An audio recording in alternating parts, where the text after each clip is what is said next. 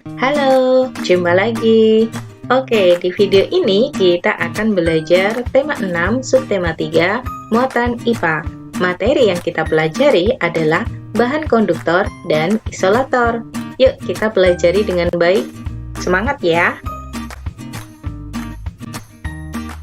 Nah, di dalam kehidupan kita sehari-hari, kita sering berhadapan dengan energi panas atau kalor. Ada aktivitas kita yang membutuhkan kalor secara cepat. Contohnya saat kita sedang memasak, tapi ada pula aktivitas yang tidak terlalu membutuhkan kalor. Contohnya saat memindahkan panci panas dari atas kompor. Ketika kita membutuhkan kalor secara cepat, maka kita membutuhkan benda yang mudah menghantarkan panas. Benda tersebut adalah konduktor. Nah, aktivitas kita yang tidak membutuhkan kalor maka membuat kita membutuhkan benda yang sulit menghantarkan panas. Benda tersebut adalah isolator. Nah, berdasarkan kebutuhan kita terhadap kalor, maka kita bisa menggolongkan benda berdasarkan kemampuannya dalam menghantarkan panas. Benda tersebut ada yang bersifat konduktor, isolator, dan semikonduktor. Konduktor. Konduktor adalah bahan yang dapat dengan mudah menghantarkan panas secara baik. Biasanya, konduktor merupakan benda-benda yang terbuat dari logam, misalnya aluminium, timah, tembaga, baja, emas, perak, besi, seng, dan tungsten. Nah, emas sendiri merupakan konduktor yang paling baik. Biasanya, bahan-bahan konduktor digunakan untuk membuat panci, wajan, lempengan alas setrika, mesin mobil, dan lain-lain yang membutuhkan hantaran panas secara mudah. Golongan benda yang kedua, isolator. Isolator adalah bahan yang sulit atau tidak dapat menghantarkan panas. Berikut ini adalah contoh-contoh benda atau bahan isolator. Ada kayu, karet, ban, styrofoam, kain, plastik, benang dan wol, kertas, serta udara. Bahan-bahan isolator dimanfaatkan untuk mencegah panas dari sumber panas, mencegah sengatan listrik, menghindari hubungan arus pendek atau korsleting, serta untuk mencegah kebakaran. Golongan benda yang ketiga adalah semikonduktor. Semikonduktor adalah bahan yang daya hantar panasnya lebih sulit daripada konduktor, namun lebih baik daripada isolator. Atau bisa berarti lebih lemah daripada konduktor, namun lebih kuat daripada isolator. Contoh bahan semikonduktor adalah germanium serta silikon. Penerapan bahan semikonduktor ini biasanya digunakan pada rangkaian elektronika.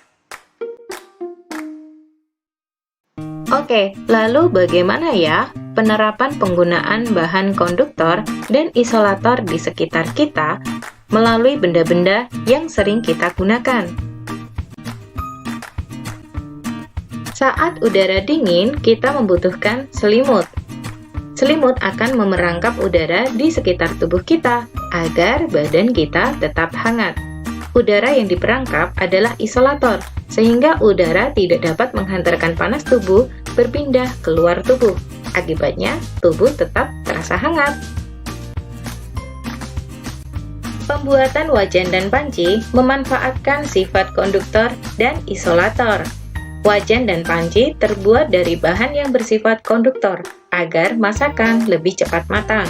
Sedangkan pegangan wajan, pegangan panci, serta pegangan tutup panci terbuat dari bahan yang bersifat isolator agar tidak membahayakan penggunanya ketika dua benda tersebut terkena panas. Setrika juga memanfaatkan sifat konduktor dan isolator. Bagian setrika yang memanfaatkan sifat konduktor adalah bagian alas lempengan setrika, sedangkan bahan yang bersifat isolator digunakan untuk pegangan setrika. Solder merupakan alat yang kita gunakan untuk mematri logam timah. Solder mengubah energi listrik menjadi energi panas. Solder memiliki bagian-bagian yang bersifat konduktor serta bersifat isolator. Bagian yang bersifat konduktor adalah ujung dari solder, sedangkan bagian yang bersifat isolator adalah pegangan solder dan pembungkus kabel. Proses pemanggangan kue membutuhkan energi panas. Oven serta loyang yang digunakan terbuat dari bahan konduktor, agar proses pemanggangan bisa berlangsung dengan cepat.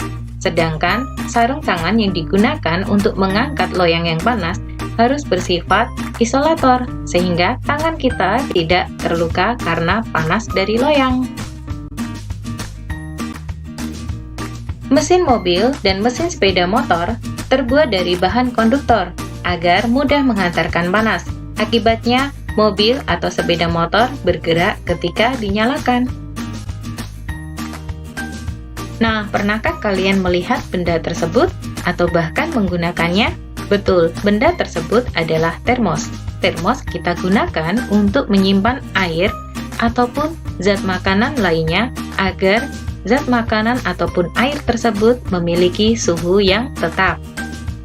Termos pertama kali ditemukan dan dibuat oleh Sir James Dewar. Prinsip kerja dari termos adalah menghambat aliran panas yang dapat berpindah secara konduksi, konveksi, dan radiasi. Oleh karenanya, pembuatan termos membutuhkan bahan yang bersifat konduktor dan bahan yang bersifat isolator. Nah, berikut ini adalah bagian-bagian dari termos. Dan manakah yang bersifat konduktor serta manakah yang bersifat isolator? Yuk kita simak.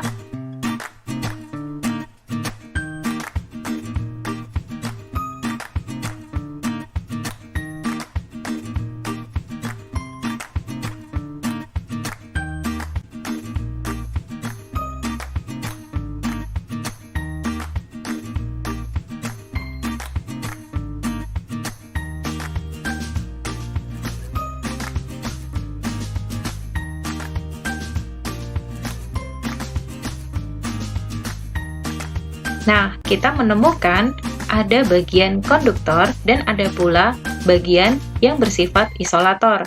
Yang bersifat konduktor adalah dinding dalam kaca, sedangkan yang bersifat isolator adalah tutup sumber termos, ruang hampa udara, serta dinding pelindung kaca.